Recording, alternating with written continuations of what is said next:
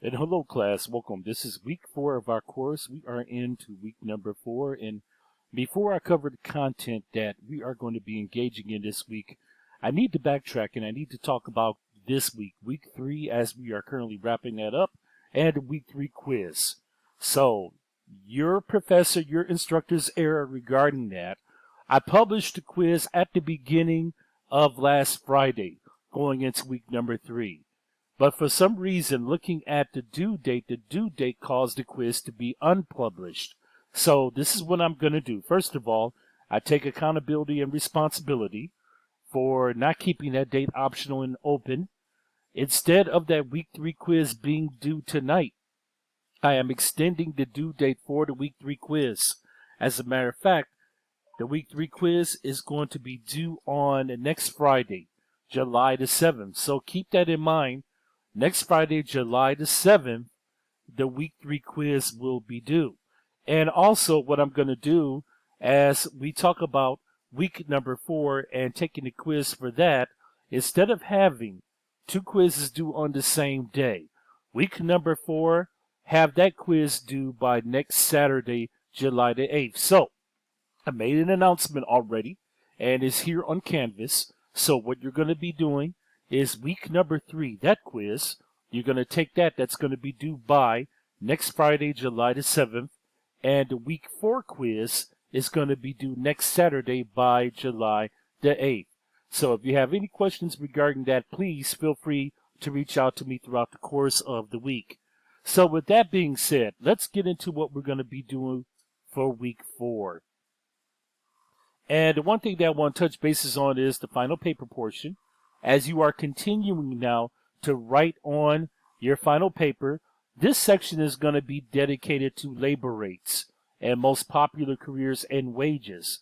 So what you're going to do is, with the United States in comparison to the country that you selected, you're going to talk about the comparison of labor rates, also most popular careers and wages, and also the poverty level within the country and your selected country. So look at different industries in your country that are most popular, industries that actually add on to the labor rate. Okay, and then overall, when you look at overall GDP, that industry that brings in revenue to that country actually adds to the GDP of that country. So think about the top careers, the top wages. Look at the different industries, the different work. For some of you all, for example, the country that you selected, it may happen to be tourism. Your country may be a high tourist state where a lot of people come and travel. So tourism relative to hotel, restaurant, and hospitality, that's the one thing that you may want to focus on. For some, it may be medical related. It may be nursing. It may be being a doctor or something of that magnitude. So select the top industries, compare that with the industries of the United States. And what I'm looking for, I think in a lot of you all's papers, as I was grading the week 2 paper, I kind of mentioned in the papers, and this is not applicable towards everybody, but I talked about how you should include percentages. So measure a percentage, for example, of the labor rate of the United States and compare that with the labor rate of Belgium or whatever it may be, whatever nation it may be. So give me some data, okay? Give me some statistics that I can take a look at and incorporate that into this section of the paper as you begin to write it. Now, like I said again, some of you all actually did give me percentages, and I did give feedback when I was actually grading the week 2 papers, but some of you all didn't give me the percentages, and that really kind of helps out because we're looking at a comparison where we're weighing percentages. What country is greater or what country is less than? So keep that in mind, everybody. As this paper will be coming up due next Sunday, you are going to write and you're going to compare employment, labor rates, and also careers and wages relative to industries. Moving on here, and your week 4 review, your video review. I want everybody to have fun on this. Now we're going to embark and we're going to talk about inflation of prices.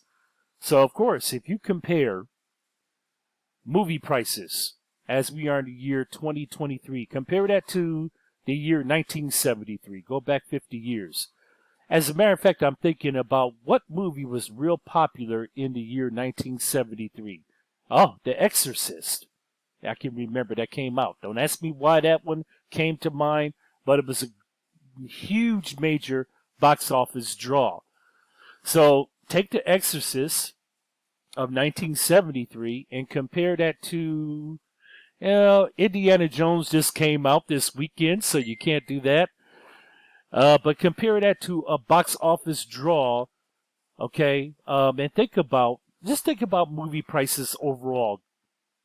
Now, I know what you're going to be doing for the most part. You're going to be converting the prices going back to that time period from the 70s, and you're going to be converting that over into the current, not the current year of 2023, but go back 3 years ago into the year of 2020. So look at the top 15 to 20 movies of all time. I don't want to complicate this for everybody. And here are the two links here. This link is going to give you the box office of the biggest drawing movies. And this link right here is going to be your calculator that you're going to use to calculate the inflation. And what that's going to do is going to give you the considerable amount of increase per price per movie ticket if you compare the top 15 to 20 movies. So,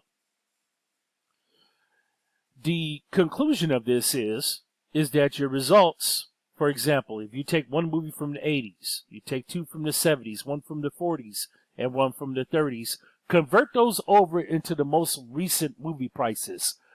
Now, I'm thinking that if you look at the year 2020, compare that to the year 2023, prices have slightly maybe increased. You know that we are in a period and a time of inflation, but it's not that substantial amount of increase. So it is okay to use 2020, that year, and then just take it from there. Just what I mentioned. So you're going to take one movie from the 80s, two movies from the 70s, one from the 40s and 30s, and you can convert that over into movie prices based on where they were at in 2020. And keep this in mind too. Make sure that you make some slight adjustments, because as you know, in 2020, what happened was that we experienced the COVID pandemic. So theaters, for the most part, were shut down for a period of months. That was beginning in March, and I'm thinking they really didn't open up until that following summer. So you had about a period of maybe 6 months where the movie theaters did not draw anything. So by all means, look at the current prices where they're at today for 2023, and you can base it off of that. So this is your week 4 video review assignment, and that is going to be due next Sunday night. Again, what I talked about regarding the quiz, I am going to make a valiant effort, class, to make sure that that quiz stays published. There are due dates and beginning dates, settings that we can go into to make sure that assignments are visible to you all. And once again, I do greatly apologize for the week 3 quiz, but your week 4 quiz, that will be due next Saturday night. Because what you're going to do is you're going to go back and you're going to take the week 3 quiz, and I'm giving everybody until next Friday night to complete that. For our discussion activities, we're going to talk about taxes, and we're going to talk about GDP. So take a look at this link, and this is an active link.